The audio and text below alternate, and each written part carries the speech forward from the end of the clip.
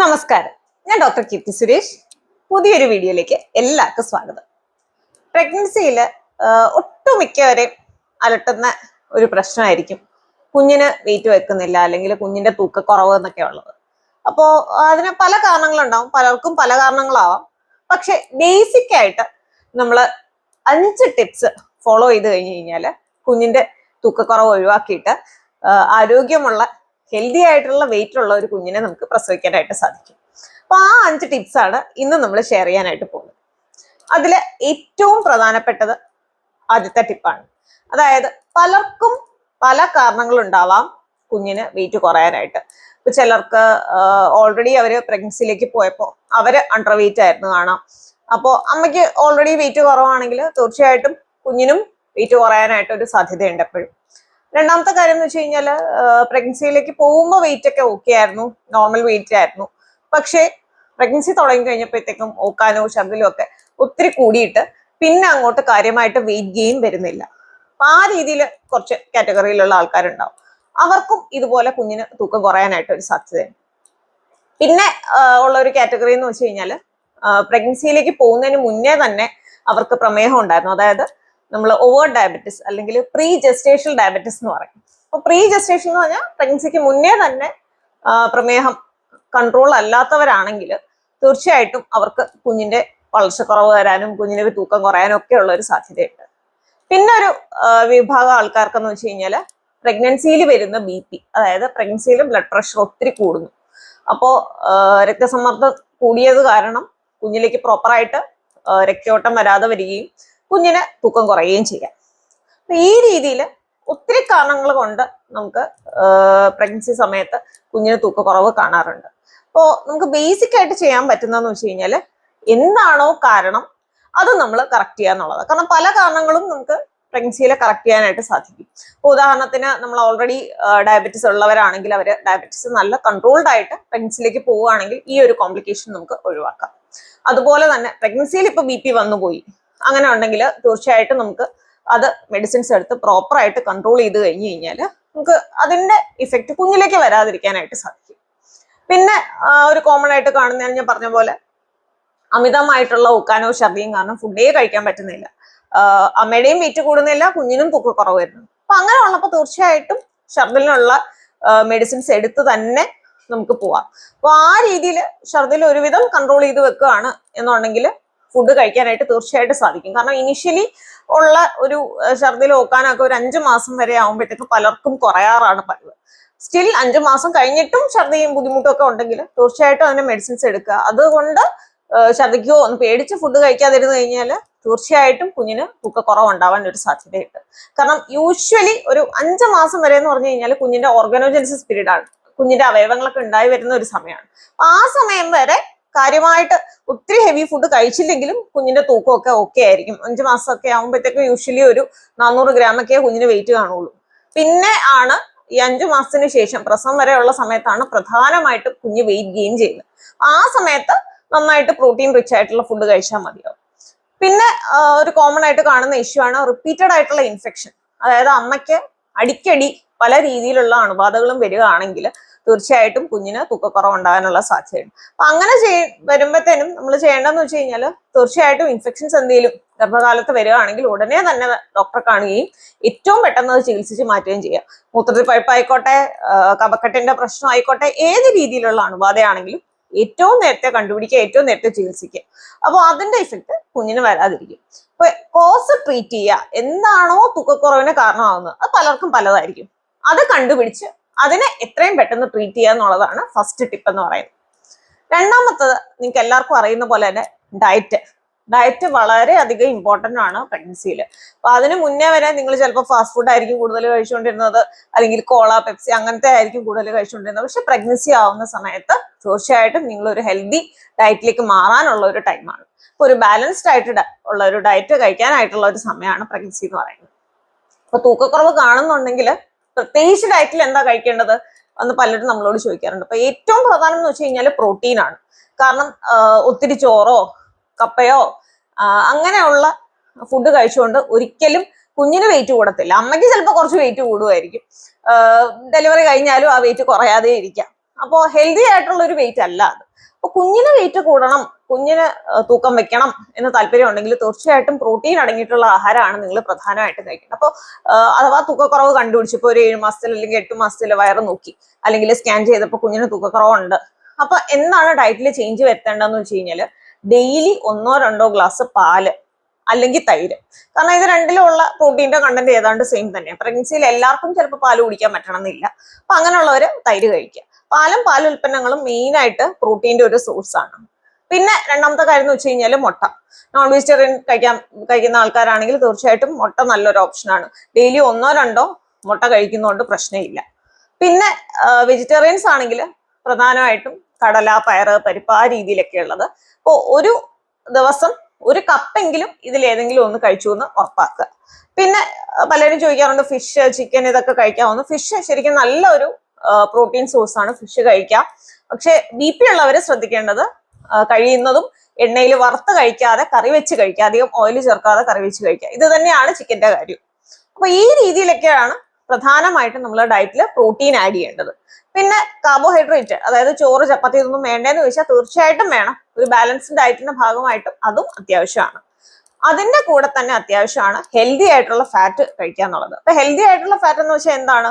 മുട്ടയുടെ മഞ്ഞ എന്ന് പറയുന്നത് അത്യാവശ്യം ഹെൽത്തി ആയിട്ടുള്ള ഫാറ്റ് ആണ്. അപ്പൊ ഡെയിലി ഒരെണ്ണം കഴിക്കുന്നതുകൊണ്ട് പ്രശ്നമില്ല. അതുപോലെ തന്നെയാണ് ഗീ, ബട്ടർ, നെയ്യ്, വെണ്ണ പോലെയുള്ള ആഹാരങ്ങൾ. ഇപ്പൊ ദോശയാണ് കഴിക്കുന്നെങ്കിൽ ദോശയിൽ ഓയിൽ ഒഴിവാക്കിയിട്ട് നെയ്യോ ബട്ടറോ ചേർത്ത് അങ്ങനെ കഴിച്ചത് കുറച്ചുകൂടെ അതിന്റെ വാല്യൂ കൂടും, ക്വാളിറ്റി കൂടും. അതുകൊണ്ട് തന്നെ ഡയറ്റ് കുറച്ചുകൂടി ബാലൻസ്ഡ് ആയിട്ട് കുഞ്ഞിന് തൂക്കം കൂടാനായിട്ടുള്ള ഒരു സാധ്യതയുണ്ടാവും. ഈ രീതിയിൽ എല്ലാം വേണം. പ്ലസ് തീർച്ചയായിട്ടും നമുക്ക് ഇമ്മ്യൂണിറ്റി ബിൽഡ് ചെയ്യണം, ഇൻഫെക്ഷൻസ് ഒന്നും വരാൻ പാടില്ല എന്നുള്ളതാണെങ്കിൽ തീർച്ചയായിട്ടും വെജിറ്റബിൾസും ഫ്രൂട്ട്സും നമ്മൾ കഴിക്കണം.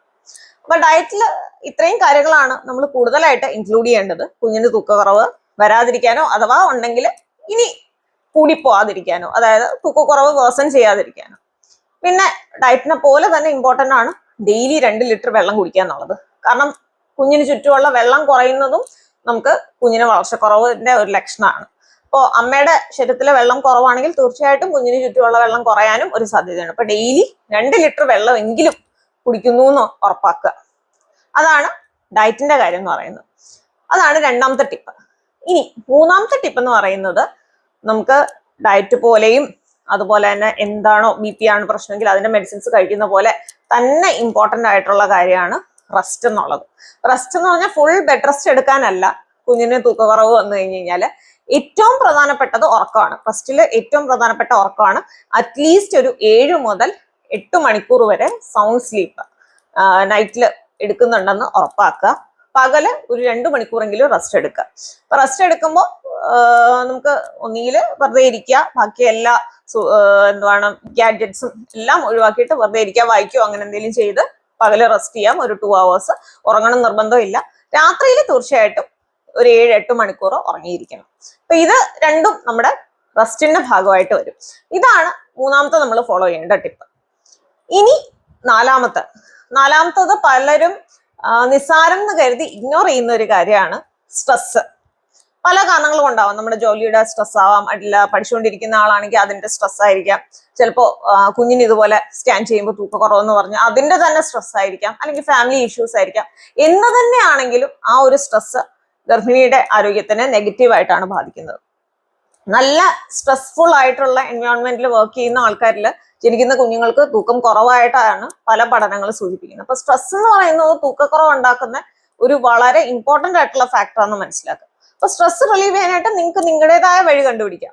അപ്പൊ ഒരു ഡെയിലി ഒരു 10-15 മിനിറ്റ് മെഡിറ്റേറ്റ് ചെയ്യുന്നത്, അല്ലെങ്കിൽ ബ്രീതിങ് എക്സസൈസ് ചെയ്യുന്നത്, അതോ അല്ലെങ്കിൽ ഒരു ഈവനിങ് വാക്ക്, ഒരു 20 മിനിറ്റ്സ് ഒരു ഈവനിങ് വാക്ക് പുറത്തേക്ക് പോകുന്നത്, മനസ്സിനെ റിലാക്സ് ചെയ്യുന്ന എന്തെങ്കിലും ഹോബീസ് നിങ്ങൾക്ക് ഉണ്ടെങ്കിൽ തീർച്ചയായിട്ടും ഒരു ഡെയിലി 1/2 മണിക്കൂർ അതിന് വേണ്ടി സ്പെൻഡ് ചെയ്യുന്നത്, ഇതൊക്കെ നമ്മുടെ മൈൻഡ് റിലാക്സ് ചെയ്യാനും അതുപോലെ തന്നെ സ്ട്രെസ് റിലീവ് ചെയ്യാനും നമ്മളെ ഹെൽപ്പ് ചെയ്യും. അപ്പോൾ സ്ട്രെസ് റിലീവ് ചെയ്ത് കഴിഞ്ഞാൽ തീർച്ചയായിട്ടും നമ്മുടെ ബേബിയിൽ വെയിറ്റ് കൂടാനായിട്ടുള്ള ഒരു പോസിറ്റീവ് ഇഫക്റ്റ് അതുണ്ടാക്കും. അപ്പോൾ സ്ട്രെസ് കൺട്രോൾ ചെയ്യുക, സ്ട്രെസ് മാനേജ് ചെയ്യുക എന്നുള്ളതാണ് 4ാമത്തെ ടിപ്പ് എന്ന് പറയുന്നത്. ഇനി ലാസ്റ്റത്തതും ഏറ്റവും ഇമ്പോർട്ടൻ്റും ആയിട്ടുള്ള ടിപ്പ് എന്താണെന്ന് വെച്ച് കഴിഞ്ഞാൽ, നമുക്ക് അഥവാ കുഞ്ഞിന് തൂക്കക്കുറവുണ്ട് എന്നുണ്ടെങ്കിൽ നമ്മൾ സ്വയം മോണിറ്റർ ചെയ്യാനായിട്ട് തുടങ്ങുക. അതായത് സ്വയം മോണിറ്റർ ചെയ്യാന്ന് വെച്ച് കഴിഞ്ഞാൽ പ്രധാനമായിട്ട് കുഞ്ഞിന്റെ മൂവ്മെന്റ് കൗണ്ട് ചെയ്യുന്നതാണ്. അപ്പൊ ഡെയിലി നമ്മൾ മൂവ്മെന്റ് കൗണ്ട് ചെയ്യുന്നത് എങ്ങനെയാണെന്നും ഒക്കെ ഉള്ളത് ഡീറ്റെയിൽ ആയിട്ട് മറ്റൊരു വീഡിയോയില് ഫീറ്റൽ മൂവ്മെന്റ് കൗണ്ട്സിനെ പറ്റിയുള്ള ഒരു വീഡിയോയിൽ ഞാൻ ഓൾറെഡി ചെയ്തിട്ടുണ്ട്. അപ്പം എങ്ങനെയാണ് മൂവ്മെന്റ് കൗണ്ട് ചെയ്യുന്നത് അങ്ങനത്തെ ഡൗട്ട് എന്തെങ്കിലും ഉണ്ടെങ്കിൽ ആ വീഡിയോ ഒന്ന് കണ്ടു നോക്കുക. പക്ഷെ അത് സ്ട്രിക്റ്റ് ആയിട്ട് നമ്മൾ ഫോളോ ചെയ്യണം. മൂവ്മെന്റ്സിൽ എന്തെങ്കിലും വ്യത്യാസം ഉണ്ടെങ്കിൽ തീർച്ചയായിട്ടും അത് കുഞ്ഞിലേക്കുള്ള രക്തയോട്ടം കുറയുന്നതിന്റെയോ അല്ലെങ്കിൽ കുഞ്ഞിന് വെയിറ്റ് കുറയുന്നതിന്റെയോ ഒക്കെ ലക്ഷണം ആവാനായിട്ട് ഒരു സാധ്യതയുണ്ട്. അപ്പൊ അങ്ങനെ എന്തെങ്കിലും ബുദ്ധിമുട്ട് തോന്നുവാണെങ്കിൽ തീർച്ചയായിട്ടും നിങ്ങൾ ഡോക്ടറെ പോയി കാണും. സ്വന്തമായിട്ട് മോണിറ്റർ ചെയ്യുന്നതിന്റെ കൂടെ തന്നെ നമ്മൾ പറയേണ്ടതാണ് ഡോക്ടറിന്റെ മോണിറ്ററിംഗ് എന്ന് പറയുന്നത്. അപ്പം കൃത്യമായിട്ട്, കാരണം സാധാരണ ആൾക്കാർ പോകുന്നതിനെക്കാട്ടിലും കുറച്ചുകൂടി ഫ്രീക്വന്റ് ആയിട്ട് ഡോക്ടേഴ്സ് ചെക്കപ്പിന് പോകേണ്ടി വരും. ഇതുപോലെ കുഞ്ഞിന് വെയിറ്റ് കുറവൊക്കെ ആണെങ്കിൽ കൂടുതൽ ഫ്രീക്വന്റ് ആയിട്ട് നമുക്ക് സ്കാൻസ് ഒക്കെ നോക്കേണ്ടി വരും. ചിലപ്പോൾ എക്സ്ട്രാ സപ്ലിമെന്റ്സ് ആയിട്ടുള്ള മെഡിസിൻസ്, അതായത് പ്രോട്ടീൻ പൗഡർ പോലെയുള്ളത്, അല്ലെങ്കിൽ പ്രോട്ടീന്റെ തന്നെ ഇഞ്ചെക്ഷൻസ് ഉണ്ടാവും, വെള്ളം ഇംപ്രൂവ് ചെയ്യാനുള്ള മെഡിസിൻസ് ഉണ്ട്. അപ്പൊ ഇങ്ങനെ പല എക്സ്ട്രാ മെഡിസിൻസും ചിലപ്പോൾ നിങ്ങൾക്ക് എടുക്കേണ്ടതായിട്ട് വരും. അത് ഓരോരുത്തരുടെയും കണ്ടീഷനും കുഞ്ഞിന് വെയിറ്റ് വെക്കുന്നോ ഇല്ലയോ എന്നൊക്കെ ഉള്ളത് നോക്കിയിട്ടായിരിക്കും തീരുമാനിക്കുന്നത്. അപ്പൊ അങ്ങനെയുള്ള മോണിറ്ററിങ്ങും നിങ്ങൾ തീർച്ചയായിട്ടും ചെയ്യുക. അതാണ് ഏറ്റവും ഇമ്പോർട്ടന്റ് ആയിട്ടുള്ള കാര്യം.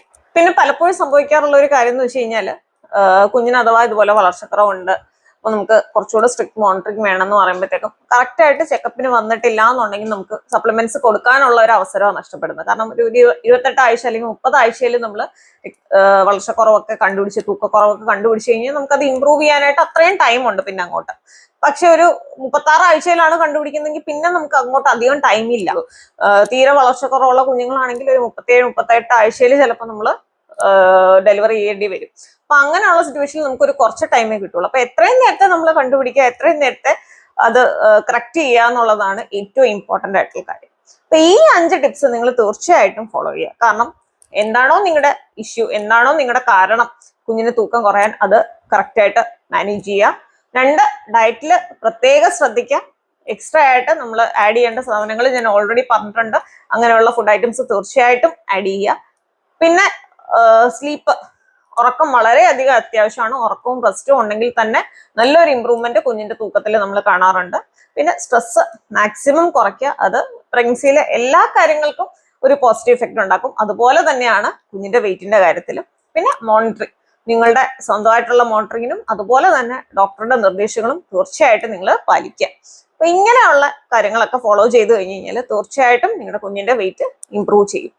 പിന്നെ ചിലര് കാണിക്കുന്ന അബദ്ധങ്ങളും കൂടി പറയാം. കാരണം ഇതുപോലെ തൂക്കക്കുറവെന്ന് പറഞ്ഞു കഴിയുമ്പോഴത്തേക്കും ഫുഡ് ബാലൻസ്ഡ് അല്ലാതെ ഒത്തിരി കഴിക്കും. ഇപ്പൊ ഒത്തിരി ചോറ് അല്ലെങ്കിൽ ഒത്തിരി കപ്പ, അപ്പോ കാർബോഹൈഡ്രേറ്റ് മാത്രമുള്ള ഫുഡ് കഴിക്കും. അപ്പൊ അങ്ങനെ കഴിക്കുമ്പോൾ എന്താന്ന് വെച്ച് കഴിഞ്ഞാല് ആളുടെ വെയിറ്റ് കൂടും, പ്രഗ്നന്റ് ആയിട്ടുള്ള ലേഡിയുടെ വെയിറ്റ് കൂടും, പക്ഷെ കുഞ്ഞിന്റെ വെയിറ്റ് കൂടില്ല. കാരണം അതിന് പ്രോട്ടീൻ തീർച്ചയായിട്ടും വേണം. അപ്പൊ എന്താ ഇഷ്യൂ എന്ന് വെച്ച് കഴിഞ്ഞാൽ നമ്മള് എല്ലാ ചെക്കപ്പിനും വരുമ്പം ആളുടെ വെയിറ്റ് നോക്കുമ്പോൾ കൂടുന്നുണ്ടാവും, കുഞ്ഞിന്റെ ഗ്രോത്ത് കറസ്പോണ്ടിങ് ആയിട്ട് കൂടുന്നില്ല. അപ്പം അൺനെസറി ആയിട്ട് അമ്മയ്ക്ക് ബിപിയും ഷുഗറും ഒക്കെ വരാൻ ഒരു കാരണം ആവുന്നുള്ളതല്ലാതെ ഈ കാർബോഹൈഡ്രേറ്റ് ഉള്ള ചോറ് കപ്പയൊക്കെ ഒത്തിരി കഴിച്ചിട്ട് പ്രത്യേകിച്ച് ഗുണമൊന്നുമില്ല. ഇപ്പൊ ഒത്തിരി പേര് നമ്മൾ കാണാറുണ്ട്, ഇപ്പൊ ഷുഗർ ഉള്ളവര് അല്ലെങ്കിൽ ബി പി ഉള്ളവര് പ്രഗ്നൻസിയിൽ അവരുടെ വെയിറ്റ് കാര്യമായിട്ട് കൂടും. ചിലപ്പോൾ ഒരു 20 കിലോയൊക്കെ ഫുൾ പ്രഗ്നൻസിയിൽ കൂടും. പക്ഷെ കുഞ്ഞ് ജനിച്ചു വരുമ്പോൾ കുഞ്ഞ് അണ്ടർ വെയിറ്റ് ആയിരിക്കും. നമുക്ക് 2.5 കിലോയാണ് മിനിമം ഒരു വെയിറ്റ് എന്ന് പറയുന്ന, ഒരു നോർമൽ ബർത്ത് വെയിറ്റ് എന്ന് പറയുന്നത്. അപ്പൊ അത്ര പോലും ഉണ്ടാവില്ല. ചിലപ്പോൾ 1.5 കിലോ അല്ലെങ്കിൽ 2 കിലോ ഒക്കെ ആയിരിക്കും ഒരു 38 ആഴ്ചയിലുള്ളത്. അപ്പം നിങ്ങൾ ആ രീതിയിൽ തെറ്റിദ്ധരിക്കാതിരിക്കുക. കാരണം കുഞ്ഞിന്റെ വെയിറ്റ് കൂടാനായിട്ട് ഒത്തിരി ഇതുപോലെ ചോറ് കഴിച്ചിട്ടോ അല്ലെങ്കിൽ ഫ്രൂട്ട് ജ്യൂസ് ഒത്തിരി കുടിച്ചിട്ടോ അല്ലെങ്കിൽ കാർബണേറ്റഡ് ആയിട്ടുള്ള ഒത്തിരി ജ്യൂസസ് കുടിച്ചിട്ടോ അങ്ങനത്തെ ഒന്നും നിങ്ങളെ ഒരിക്കലും ഒരു പോസിറ്റീവ് ഇഫക്റ്റ് ഉണ്ടാക്കത്തില്ല കുഞ്ഞില്. നിങ്ങളുടെ വെയിറ്റ് കൂടും. നിങ്ങളുടെ വെയിറ്റ് അൺനെസറി ആയിട്ട് കൂടുമ്പോൾ നിങ്ങൾക്ക് ബി പി ഷുഗർ കൊളസ്ട്രോൾ ഒക്കെ വരാൻ ഒരു ടെൻഡൻസി കൂടും എന്നുള്ളത് മാത്രമേ ഉള്ളൂ. അപ്പൊ അതും കൂടി ഒന്ന് മനസ്സിലാക്കിയിരിക്കുക. അപ്പോ ജനറലി കുഞ്ഞിന് തൂക്കം കുറവ് വന്നു കഴിഞ്ഞ് കഴിഞ്ഞാൽ എങ്ങനെയാ മാനേജ് ചെയ്യേണ്ടതെന്ന് നിങ്ങൾക്ക് മനസ്സിലായെന്ന് വിചാരിക്കുന്നു. സ്റ്റിൽ നിങ്ങൾക്ക് എന്തെങ്കിലും ഡൗട്ട് ഉണ്ടെങ്കിൽ തീർച്ചയായിട്ടും താഴെ കമന്റ് സെക്ഷനിൽ ചോദിക്കുക, ഞാൻ റിപ്ലൈ തരാം. വീഡിയോ ഇഷ്ടപ്പെട്ടെന്ന് വിചാരിക്കുന്നു. ഇഷ്ടപ്പെട്ടെങ്കിൽ തീർച്ചയായിട്ടും ലൈക്ക് ചെയ്യുക, ഷെയർ ചെയ്യുക. പ്രഗ്നൻസി റിലേറ്റഡ് ഇഷ്യൂസ്, അതിന്റെ സിമ്പിൾ സൊല്യൂഷൻസ്, അതുപോലെ വിമൻസ് ഹെൽത്തിനെ പറ്റി സംസാരിക്കുന്ന ഒരു ചാനലാണ് നമ്മുടേത്. ഇങ്ങനെയുള്ള ടോപ്പിക്സ് കേൾക്കാൻ താല്പര്യമുള്ളവര് തീർച്ചയായിട്ടും ചാനൽ ഒന്ന് സബ്സ്ക്രൈബ് ചെയ്യുക. മറ്റൊരു പുതിയ വീഡിയോ ആയിട്ട് കാണുന്നവരെ നന്ദി. Thanks for watching. Stay healthy, stay happy.